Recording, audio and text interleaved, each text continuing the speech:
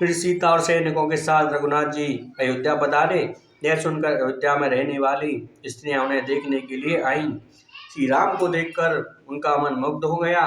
वे प्रेम से विह्वल हो गई, मूर्छित सी हो गई। फिर वे श्री राम के व्रत में परायण होकर सरयू के तट पर तपस्या करने लगी। तब उनके सामने आकाशवाणी हुई, द्वापर के अंत में यमुना के किनारे वृंदावन में तुम्हारे मनोरथ पूर्ण होंगे, इसमें संदेह नहीं है। जिस समय श्री राम ने पिता की आज्ञा से दंडक वन की यात्रा की, सीता तथा लक्ष्मण भी उनके साथ थे और वे हाथ में धनुष लेकर इधर उधर विचर रहे थे। वहीं बहुत से मुनि थे, उनकी गोपाल वेशधारी भगवान के स्वरूप में निष्ठा थी। रास लीला के निमित्त वे भगवान का ध्यान करते थे। उस समय श्री राम की युवा अवस्था थी। वे हाथ में धनुष बाण धारण किए हुए थे। जटाओं के मुकुट से उनकी विचित्र शोभा थी। अपने आश्रम पर पधारे हुए श्री राम में उन मुनियों का ध्यान लग गया। वे ऋषि लोग गोपाल वेशधारी भगवान के उपासक थे। अतः दूसरे ही स्वरूप में आए हुए श्री राम को देखकर सबके मन में अत्यंत आश्चर्य हो गया। उनकी समाधि टूट गई और देखा तो करोड़ों कामदेवों के समान सुंदर श्री राम दृष्टिगोचर हुए। तब वे बोल उठे, अहो आज हमारे गोपाल जी बंसी एवं बैत के बिना ही पधारे हैं। इस प्रकार मन ही मन विचार कर सबने श्री राम को प्रणाम किया और उनकी उत्तम स्तुति करने लगे। तब श्री राम ने कहा, मुनियों वर मांगो। यह सुनकर सभी ने एक स्वर से कहा, जिस भांति सीता आपके प्रेम को प्राप्त हैं, वैसे ही हम भी चाहते हैं।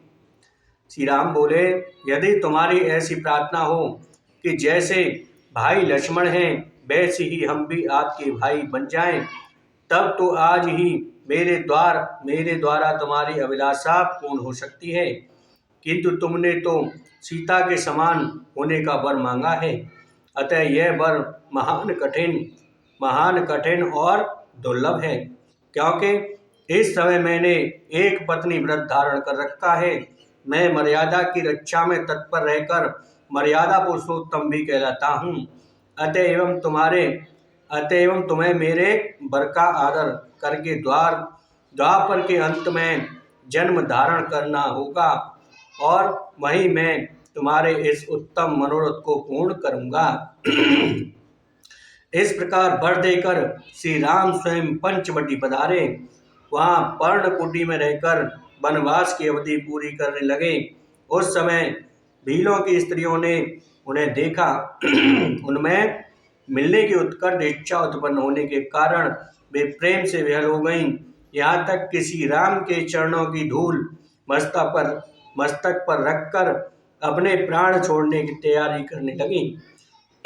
उस समय श्री राम ब्रह्मचारी के वेश में वहां आए और इस प्रकार बोले, स्त्रियों से, स्त्रियों तुम व्यर्थ ही प्राण त्यागना चाहती हो, ऐसा मत करो। द्वापर के शेष होने पर वृंदावन में मैं तुम्हारा मनोरथ पूर्ण करूंगा। द्वापर के शेष होने पर वृंदावन में तुम्हारा मनोरथ पूर्ण होगा। इस प्रकार का आदेश देकर श्री राम का वह ब्रह्मचारी रूप वहीं अंतरित हो गया। तब पश्चात श्री राम ने सुग्रीव आदि प्रधान वानरों की सहायता से लंका में जाकर रावण प्रवक्ति राक्षसों को परास्त किया। फिर सीता को पाकर पुष्पक विमान द्वारा अयोध्या चले गए। राजाधिराज श्री राम ने लोकापवाद के कारण सीता को वन में छोड़ दिया। अहो भूमंडल पर दुर्जनों का होना बहुत ही दुखदायी है। जब जब कमल लोचन श्री राम यज्ञ करते थे, तब तब विधि पूर्वक स्वर्णमयी सीता की प्रतिमा बनाई जाती थी। इसलिए श्री राम भवन में यज्ञ सीताओं का एक समूह ही एकत्र हो गया। वे सभी दिव्य चैतन्य घन स्वरूपा होकर श्री राम के पास गईं। उस समय श्री राम ने उनसे कहा, प्रियाओ मैं तुम्हें स्वीकार नहीं कर सकता। वे सभी प्रेम परायणा सीता मूर्तियां दशरथ नंदन श्री राम से कहने लगीं, ऐसा क्यों? हम तो आपकी सेवा करने वाले हैं। हमारा नाम भी मिथिलेश कुमारी सीता है और हम उत्तम व्रत का आचरण करने वाले सतियां भी हैं। फिर हमें आप ग्रहण क्यों नहीं करते?